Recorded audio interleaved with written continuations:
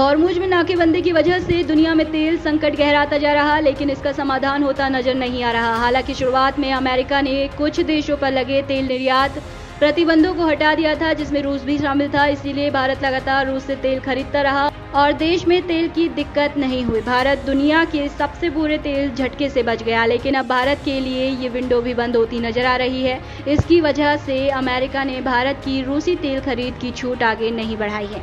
Trump प्रशासन का यह फैसला देखने में तो सिर्फ कागज पर है, लेकिन भारत के लिए एनर्जी सेक्टर के लिए ये बहुत बड़ा झटका माना जा रहा। दरअसल हॉर्मुज स्ट्रेट में टैंकरों की आवाजाही धीमी हो गई है, इंश्योरेंस का खर्चा बढ़ गया है।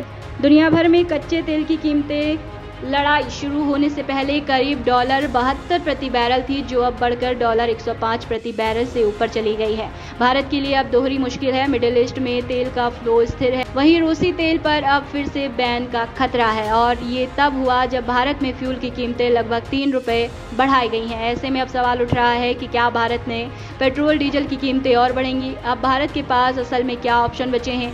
यूक्रेन रूस युद्ध के बाद अमेरिका ने रूसी तेल निर्यात पर प्रतिबंध लगा दिया, लेकिन भारत और चीन लगातार तेल की खरीद करते रहे, जिसकी वजह से रूस ने दोनों देशों को डिस्काउंटेड क्रूड दिया।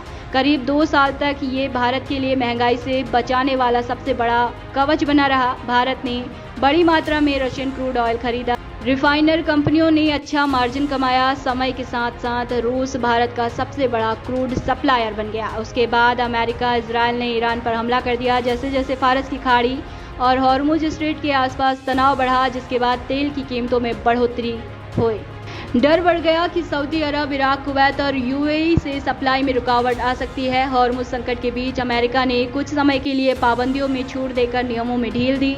इस छूट से देशों को बिना किसी तुरंत पेनल्टी के पहले से लोड किए गए रूसी क्रूड कार्गो खरीदने की इजाजत मिल गई।